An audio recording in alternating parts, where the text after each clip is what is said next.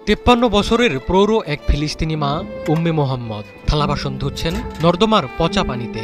একসময় তার বাড়িঘর সব ছিল, এখন সব হারিয়ে বাস্তুচ্যুত। বাস করছেন খোলা নর্দমার ধারে তাঁবুতে। নর্দমার পচাগলা পানি দিয়েই প্রয়োজনীয় সব কাজ করতে হয় তাকে। উম্মে মোহাম্মদের হয়তো একটি সান্ত্বনা, পরিবারের কিছু প্রিয়জন এখনো বেঁচে আছেন। তাদের মতো আরো কয়েকটি পরিবারের আশ্রয় হয়েছে এখানে। শুধু বাস্তুচ্যুত মানুষ নয়, পোকামাকড়, মশা, ইঁদুর, বেজি, কুকুর সবই আছে এই জায়গাটিতে। এত বড় পৃথিবীতে এতটুকু জায়গা মিললেও মৃত্যু তাদের পিছু ছাড়েনি। রাতের অন্ধকার নেমে এলেই এখানে শুরু হয় বোমাবাজি।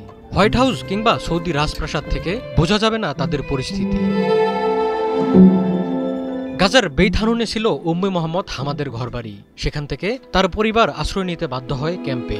ওয়ালটন বিএলডিসি ফ্যান, খরচ বাঁচে 65% পর্যন্ত। ওয়ালটন বিএলডিসি ফ্যান ছড়ায় স্বস্তির সবুজ হাওয়া। পরে ক্যাম্প থেকে তাড়িয়ে দিলে তাদের কোথাও থাকার জায়গা হয়নি, আশ্রয় নিতে হয়েছে এই নর্দমার পাশে। ইসরায়েলিরা বলছে নিরাপদ জায়গায় যাও। সারা রাত আমাদের এলাকায় বোমাবাজি হয়। ওরা রাতের বেলা শেখ রাদওয়ান এলাকা ছেড়ে দিতে লিফলেট ছড়ায়। কোথায় যাব? কোথায় সেই নিরাপদ জায়গা বলো? হামাদের পরিবারে 7-8 জন শিশু রয়েছে, তাদের মধ্যে তার নাতি নাতনিও রয়েছে। শিশুরা যাতে নর্দমায় পড়ে না যায় সেজন্য সবসময় তাদের চোখে চোখে রাখেন 53 বছর বয়সী হামাদ। এখানে পোকামাকড়, মশা, ইঁদুর, বেজি, কুকুরের উৎপাতও রয়েছে।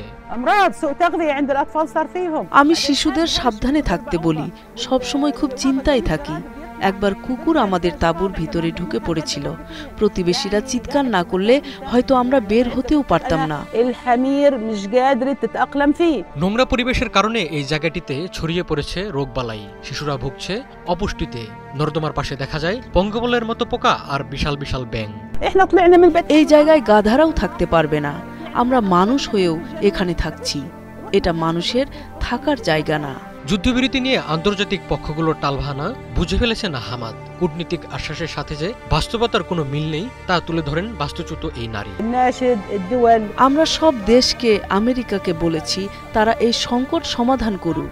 তারা প্রতিদিন বলছে আগামীকাল চমক আছে, পরশু চমক আছে, যুদ্ধ বন্ধ করতে চাই। কিন্তু এসব মিথ্যা কথা। আমরা বাস্তবে কোনো পদক্ষেপ দেখছি না। জাতিসংঘ ও ফিলিস্তিনি কর্মকর্তারা জানান, গাজায় কোনো নিরাপদ জায়গা আর অবশিষ্ট নেই।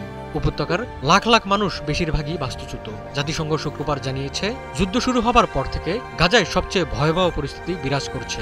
গাজার স্বাস্থ্য মন্ত্রণালয়ের তথ্য অনুযায়ী ইসরায়েলি হামলায় এখন পর্যন্ত 54,000-এর বেশি ফিলিস্তিনি নিহত হয়েছেন।